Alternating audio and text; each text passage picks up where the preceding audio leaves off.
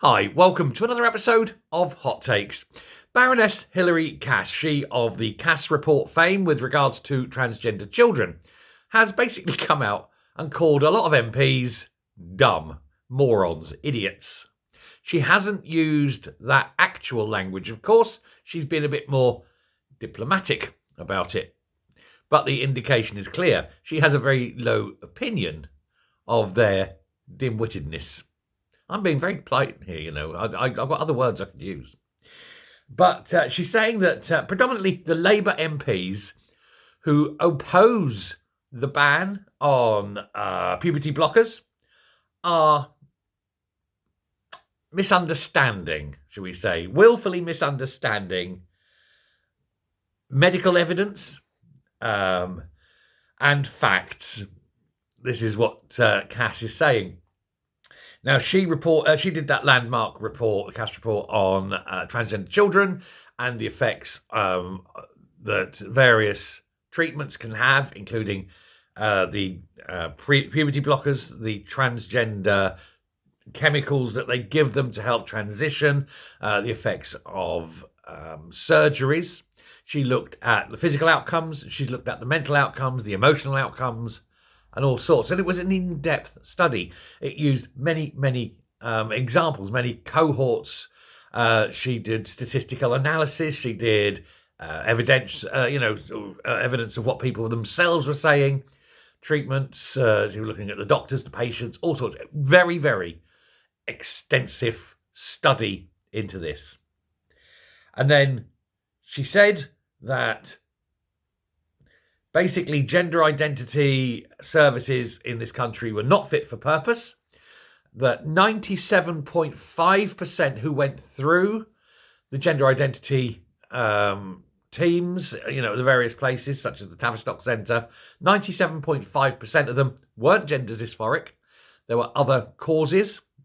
She said very high rates of people having gone through transition want to transition back and regret it. She said it is basically mass sterility for no reason whatsoever, and that the problems were more psychological than physical. She said there's not enough support. There's not enough evidence to support the use of puberty blockers. She said there's evidence that puberty blockers actually damage the body and all sorts of things. This isn't opinion. She isn't giving opinion. She's giving scientific evidence, medical, factual evidence. This isn't something that this is how I feel and so it must be done. No, this is what the results of this study are. This is the conclusion. Now, Wes Streeting this week banned puberty blockers permanently. There is actually going to go ahead a very small, limited experiment next year under very rigorously controlled conditions. But generally, for most things now, they're banned. Some Labour backbenchers have criticised the ban, saying that this will damage youngsters. It will, cause them to suffer mental breakdowns and may lead to self-ending and self-harm. Saying it's a breach of human rights. No, actually, harming children is a breach of their human rights. Saving them from themselves is not. They've got it completely wrong. Now, Cass has come out and responded to this. She said, what is worrying, really, is the way these backbench politicians are talking and saying that if the children don't get this process, don't get these blockers, they will die, is what they're claiming. And she said this is simply not true. She's used multiple examples of the evidence that's held within the Cass report to show that these MPs who are saying this are either outright lying deliberately to push their cause, or they're morons because they don't understand what evidence is. Again, not without saying that, but so you got Alex Sobel of Labour and Green MP called Sian Berry. They suggested it was discriminatory to not allow the drugs called gonadotropins gonadotrophin releasing hormone analogues, to give it its full name. It said it's hypocritical because these drugs are used to slow down or halt early onset puberty, but not for children with dysphoria. Yeah, well, they're completely different things, aren't they? They are completely different things. One of them is only to delay, and the other one is to stop entirely and destroy. One halts a process for a short time, the other stops it permanently. They are completely different things. And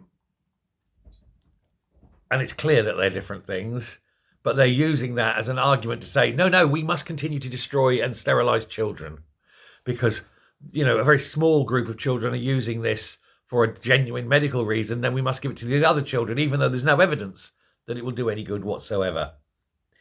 And Cass has actually said this, and she said that it's a very different thing to use this treatment to treat abnormal, premature hormonal changes, as opposed to stop it entirely and to stop those surges through the most important growth period of a human body. Because, of course, during puberty, it isn't just the physical things that change within you sexually, your sex organs and things. It's also a mental development phase as well. Those hormones go into the brain. And what you do by putting these hormone suppressants in, these puberty suppressants into the body, prepubescent, when the body does finally grow, becomes adult, it's still got a mind of a child. It's still got a very childish mind. And they're saying it actually lowers IQ measurably and significantly. And there's also a failure to comprehend. It can lead to all sorts of mental development issues, of which, again, she's right. But she has also pointed out that there is insufficient evidence showing that taking puberty blockers will ease anxieties, self-image, or anything like that. And so there's no evidence that taking them changes anything. Then obviously, at the same time, not taking them won't change anything. And of course, this makes sense because the problem isn't physical. Nadia Whitthorne, another MP, Labour critic, said that it will have consequences for children's health, mental health. But there's no impact. So, as I say, it's another idiot Labour MP who's determined to sterilise children. Now, obviously, with this ban in place, this is going to lead to a lot of people thinking, "Oh, but how can I change? How can I change my son?" Because a lot of this, and this is something that again came up in the Cash report. What you've got here is a lot of transhausens, right? Transhausens by proxy. Children are growing up, and the parents are thinking, "Oh my God, my son's gay. I don't want a gay son. I'd rather have a trans son." And so they're transitioning these children who, if you're a boy who's obviously, he likes boys more than girls, so he's going to be gay, the parents don't want that and they'll trans. Or the parents want to feel special. "Oh, look at me, I've got a trans child. I'm special." Because they've got empty, vacuous lives. And that's something that's been addressed in the Cash report. A lot of it is parentally driven. And it's these parents who want to feel special. Now, West Streeting has done, which I commented on the time in the video, the first decent thing, the first proper and correct thing that this Labour government has done since coming to power, which is banning these puberty blockers because of the dangers they pose. So well done to him. And I would suggest that healthcare generally, but especially children's healthcare, because it has long-lasting consequences, must not be driven by emotion or desire or misplaced understanding. It must be driven by evidence. It must be evidence-led. And it must be evidence-led not by politicians, but by the medical profession, by those who specialise in things. There's a lack of evidence that any of this has ever worked. And that's the problem. So there's all these children, thousands upon thousands of children, pushed through quite literally the sausage machine, gelded, destroyed, their future removed, their ability to ever have children gone, simply, in most cases, because the parents thought it was easier.